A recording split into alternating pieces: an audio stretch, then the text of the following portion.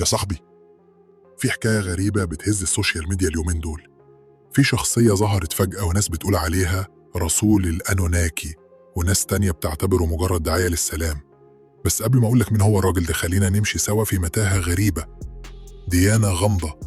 ناس حرفياً بتعبد الفضائيين وبيقولوا إنهم هم اللي خلقوا الإنسان.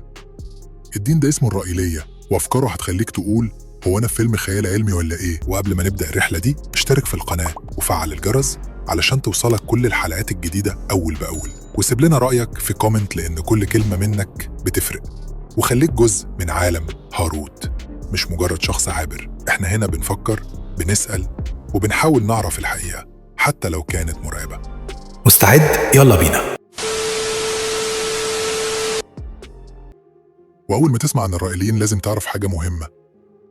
الرائيليين بيقولوا إن الكائنات الفضائية اسمهم الإلوهيم، وهم اللي صنعوا البشر باستخدام الهندسة الوراثية من آلاف السنين.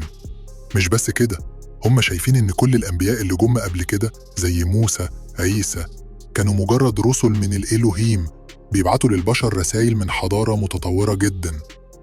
تاريخ بداية الرائيلية: الحركة دي تأسست سنة 1974 على إيد فرنسي اسمه كلود فوريلهون. الراجل ده بيقول إنه اتقابل مع سفينة فضائية والإلوهيم قالوا له أنت هتبقى رسولنا للبشرية.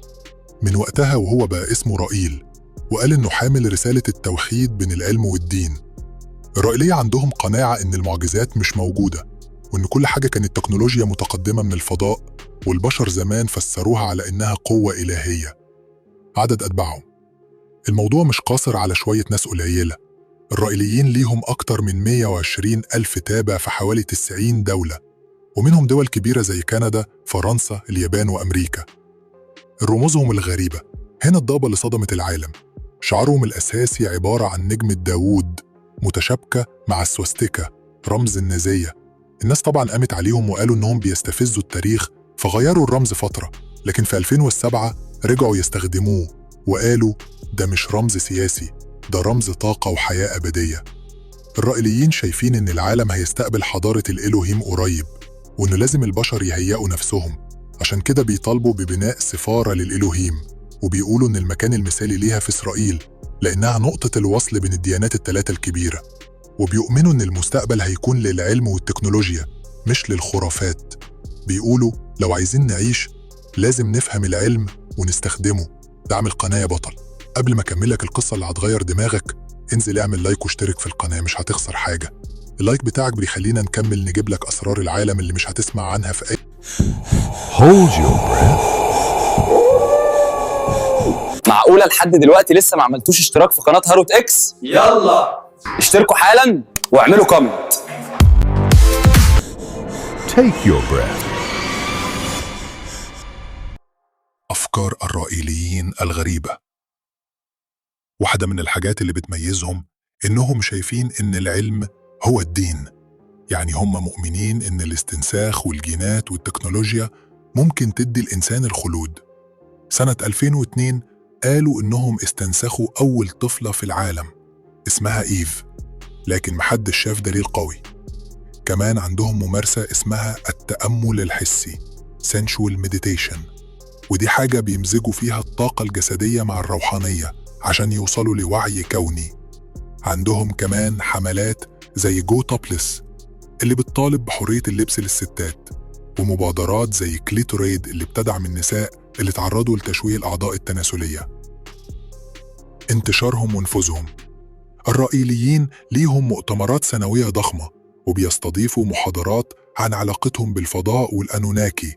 بيدعوا إن رسالتهم سلام، ومن الغريب إنهم شايفين إن الأديان التانية خلاص انتهت صلاحيتها، وإن البشر محتاجين دين جديد مبني على العلم والحقائق. حلمهم الكبير: هدفهم الأساسي هو بناء سفارة الإلوهيم على الأرض، كأنها بوابة لاستقبال الفضائيين رسمياً. هم شايفين إن العالم كله هيعرف الحقيقة يوم ما الإلوهيم يظهروا علني. وهنا نرجع للحكاية الغامضة. في شخصية بتتكلم بنفس الأسلوب، بترفع شعار وحدة البشر، وبتقول إن الأنبياء كلهم جم برسالة واحدة. Hold your breath. معقولة لحد دلوقتي لسه ما عملتوش اشتراك في قناة هاروت اكس؟ يلا اشتركوا حالا واعملوا كومنت. Take your breath. اسم الشخصية اللي حكيت لك عنها من أول الفيديو هو إيجور ميخايلوفيتش دانيلوف. الراجل ده بيتكلم كأنه بيحاول يوصل البشر لمرحلة وعي جديدة، نفس المرحلة اللي الرائليين بيحلموا بيها. كلامه عن الأنبياء والحب والسلام بيخليك تحس إنه بيكمل نفس الحكاية. إحنا بس بنفتح لك باب للتفكير. العالم مليان أسرار وديانات غريبة وأفكار مرعبة، وإحنا هنا في قناة هاروت إكس دورنا نعرض لك اللي الناس مش بتتكلم عنه. لو وصلت هنا يبقى أنت أسطورة بجد. ادعمنا بلايك، اشترك وفعل الجرس عشان توصلك الحلقات اللي جاية. وحلقتنا الجاية ممكن نكشف فيها ألغاز أكبر عن الأنوناكي، سلاح المناخ والمؤامرات اللي بتدير العالم.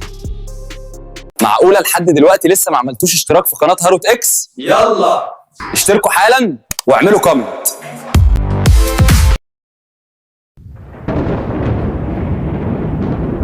ما تنساش بقى يا نجم النجوم تعمل السبسكرايب وتعمل التعليق وتعمل اللايك الجميل. وانت يا نجمة نجوم الكوكب ما تنسانيش برضو عشان الحلقة الجاية ان شاء الله توصلكم بسرعة وهتبقى ضرب نار ان شاء الله. انتظرونا في الحلقات القادمة. سلام.